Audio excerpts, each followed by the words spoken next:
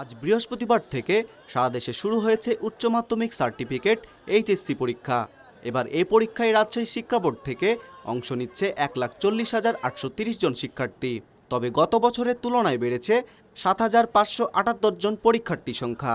রাজশাহী শিক্ষা বোর্ডের দেয়া তথ্য মতে এই বোর্ডে অংশ নেওয়া শিক্ষার্থীর মধ্যে 73,057 জন ছাত্র এবং 67,773 জন ছাত্রী। এবছর শিক্ষা বোর্ডের অধীনে 8টি জেলায় 208টি কলেজের শিক্ষার্থীরা এইচএসসি পরীক্ষায় অংশ নিচ্ছেন।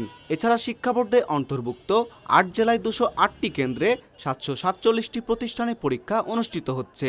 শিক্ষা বোর্ডের চেয়ারম্যান শামীম আরা চৌধুরী জানিয়েছেন, গেল বছর 2025 সালে রাজশাহী বোর্ড থেকে এইচএসসি পরীক্ষায় অংশ নিয়েছিল 1,33,252 জন। 2024 সালে রাজশাহী বোর্ডে এইচএসসি পরীক্ষায় অংশ নিয়েছিল 1,38,157 জন। 2023 সালে রাজশাহী বোর্ডে এইচএসসি পরীক্ষায় অংশ নিয়েছিল 1,40,115 জন।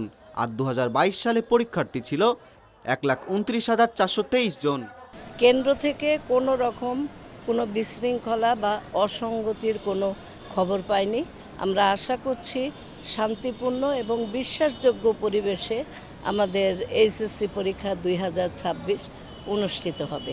সর্বোপরি সিসিটিভি ক্যামেরা স্থাপন, আমাদের 208টা কেন্দ্র আছে, প্রত্যেকটা কেন্দ্রেই আমরা ক্যামেরা স্থাপনের বিষয়টা নিশ্চিত করেছি।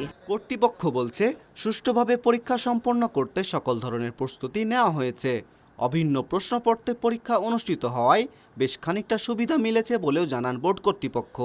এইচএসসি পরীক্ষাকে কেন্দ্র করে এখন পর্যন্ত রাজশাহীর কোথাও কোনো ধরনের অপ্রীতিকর ঘটনার কোনো খবর মেলেনি। আইন শৃঙ্খলা বাহিনী নিয়েছে পর্যাপ্ত নিরাপত্তা ব্যবস্থা।